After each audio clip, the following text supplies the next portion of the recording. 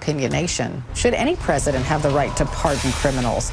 Please share your thoughts on my Facebook page or tweet me at Carol HLN. Join the conversation with my guest, conservative radio host and a member of President Trump's 2020 advisory board. John Fredericks is back. Welcome. Democratic strategist Maria Cardona is here, and HLN legal analyst and criminal defense attorney Joey Jackson joins me as well. Welcome to all of you. So that question, Joey Jackson, since you put people behind bars, people pay you to do that, and you work very hard. Should presidents have the right just to pardon a criminal that you've put away? Well, in my former life as a prosecutor, I put people behind bars. In my current life, I try to protect them from getting behind bars.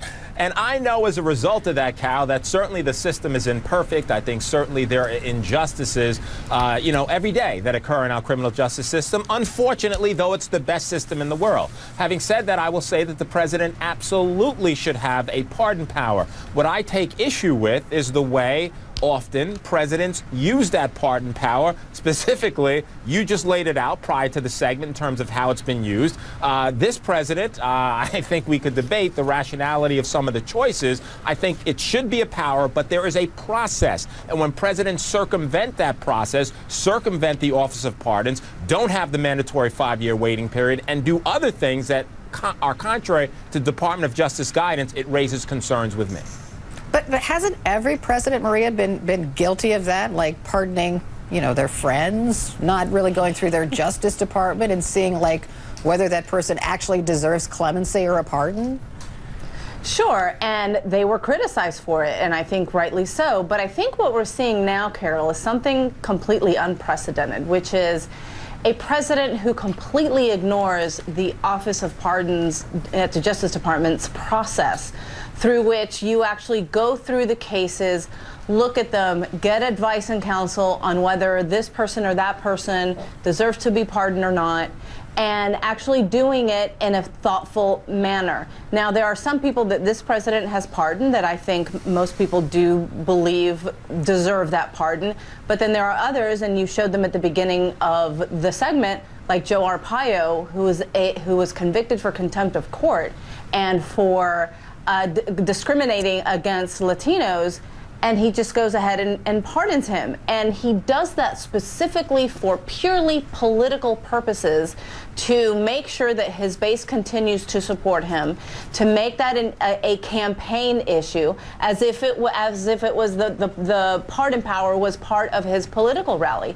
And so I think in that sense, when he uses it as a political weapon, he's weaponizing the power of the pardon instead of using it in a thoughtful manner like our founding fathers I think were the ones who designed it to put a check on the criminal justice system. He's not using it that way. So is that why President Trump is doing this, John? I mean, you know, even, you know, the woman that was just released from prison that President Trump granted clemency to, she seems to be a wonderful person, right? And deserves a second chance.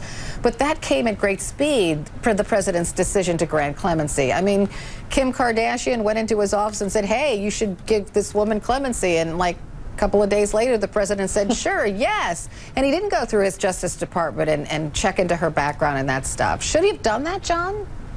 No, actually, I don't think it came fast enough. It should have happened over a decade ago. Carol, do you realize, and Maria and Joey, we have 2.3 million people in this country incarcerated. That is the highest incarceration rate in the world by 2 to 1.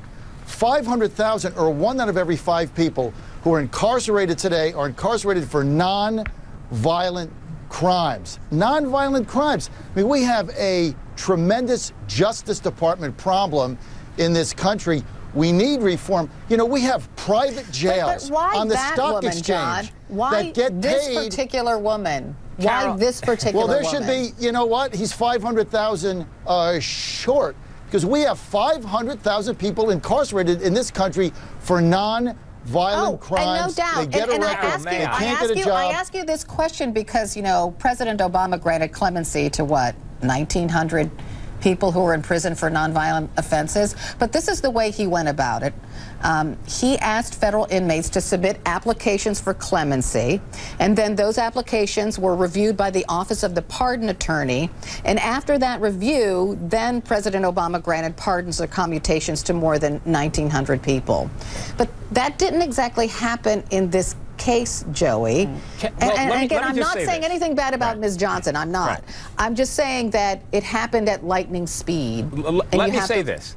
I don't have an issue with that. I will join John Frederick in that regard. I don't have an issue with the lightning speed upon which this came. Yes, it should have happened before. But I think John is framing the issue in a way that's not relevant to today's conversation. If, Carol, you want to have a conversation about reform, too many people in jail, the over-incarceration, particularly among the African-American community, what we could find common ground as Democrats and Republicans, as they are doing, on reforming the system, that's a fair and honest debate that we should have. That is not, however, Carol, the debate that you asked us to have today. The debate today is whether or not the pardon power as it's being used is being abused. And I don't think there's any way, shape, or form that you can rationally assess the way Trump has done this and say that, oh, you know what, he's doing it in a fair and just and equitabable manner. He's not. He's sending messages to the special counsel. He's, he's pardoning Scooter Libby for what? I mean, what basis did that have? Dinesh D'Souza? Really? And so, in essence, to your question, it's wrong, it shouldn't happen, and it's abusive. Yeah. Okay, so just go ahead, Maria, and then I have to have John respond. Okay, to quickly underscore what Joey said, in addition to what I had said at the beginning, which is that he is using this strictly for political purposes, he's also using this to send messages to his own people to not speak to Mueller and to say, if you keep quiet, I will pardon you. I mean, I don't think there's any question on anyone's mind that these are exactly the messages that he's sending through this incredible power of the pardon, and that is just completely inappropriate. Okay, so John, I'm going to ask you to push back, and I'm going to ask you specifically about Dinesh D'Souza, because he has said such racist things in the past. You know, even on President Obama, you can take the boy out of the ghetto. That's how he referred to the president. On women, he said, I'm sorry, but since when did feminist whiners come to be associated with strong women? On the Pulse shooting, he said, I bet Obama would have preferred that the Florida nightclub shooting was perpetrated not by a Muslim, but by an angry Christian baker. I mean, why pardon that guy? And in your mind, John, is that an abuse of the pardon power?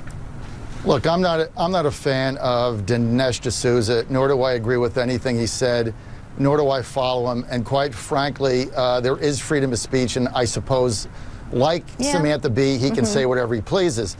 But as far as the president pardoning, he has the power to pardon. And if you look at the Alice Johnson case, look, she is representative of thousands and thousands of people sitting in jail cells today in private profit-making prisons. And you want to get back and spin some flimsy, Maria, conspiracy theory about he's doing this in order to influence the investigation.